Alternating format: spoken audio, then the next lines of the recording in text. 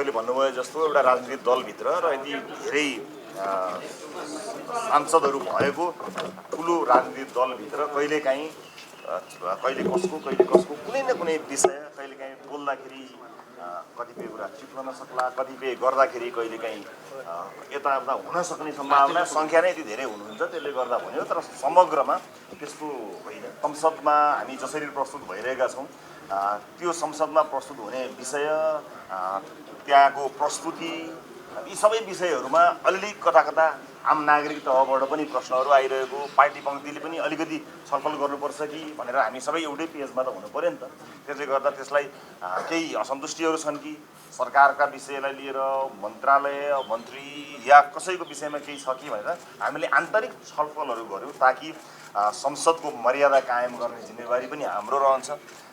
त्यस अर्थमा चाहिँ संसदमा मर्यादित ढङ्गले प्रस्तुत हुने, संसदमा उठ्ने विषयवस्तुहरू आम नागरिकको जीवनसँग जोडिएका विषयहरू हुने, यी सबै यावत कुराहरू जति पनि छन् त्यसलाई चाहिँ एकैपटक छलफल गर्ने र छलफल गरिसकेपछि अब एउटा बेटर अन्डरस्ट्यान्डिङका साथ अगाडि जाने भन्ने विषयमा आज के मन्त्रीहरू चाहिँ चेन्जमेन्ट गर्ने परिवर्तन गर्ने सम्भावना छ राष्ट्रपतिले?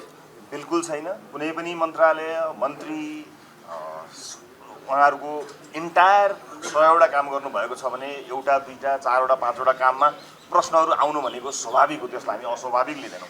र राष्ट्रसभाभित्र आफ्नै दल भए तापनि हामी प्रश्नहरू सोध्ने गरेका छौँ। तपाईँले देख्दै आउनुभएको छ, हामी गर्छौँ, प्रश्न गर्ने हाम्रो एउटा परिपाटी पनि छ।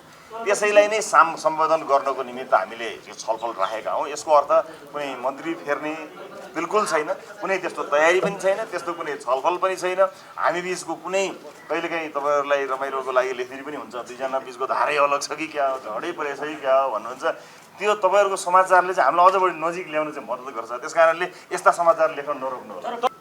साथीहरूको चाहिँ जस्तो केन्द्रीय समितिलाई परिपूर्ण गर्ने कुरा भनेको यो 5 वर्षभित्र गर्ने कार्य हो। यो हामीले 5 वर्षभित्र गर्ने कार्य भएको हुनाले साथीहरूलाई के बताउन चाहन्छु भने हामी यताको उताको नाम आउने कतैको पनि छैन।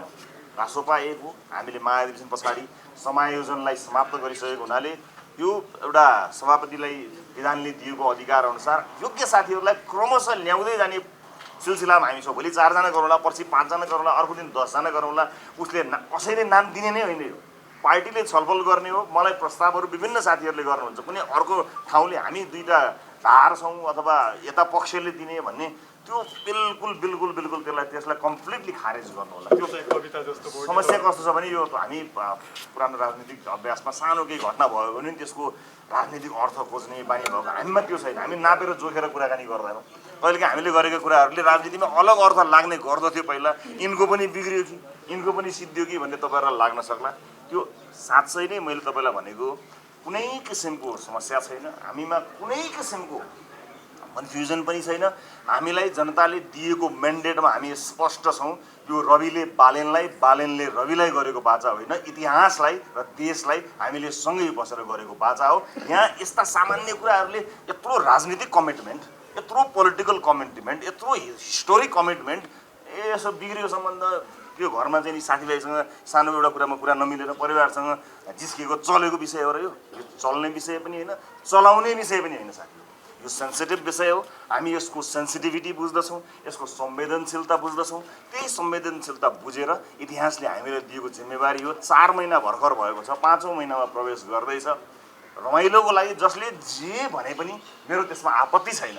तर वास्तविकतामा हामी एकदमै होसियारीपूर्वक, ध्यानपूर्वक, राजनीतिक सुझबुझका साथ देशको भविष्य, इतिहासलाई योगदान दिने हिसाबले काम गरिरहेका छौँ। अरू कुनै चिजको पनि कुनै काहीँ अर्थ र गुन्जाइस बिल्कुल छैन। नेपाल बहस टेलिभिजन खोजमूलक पत्रकारिता।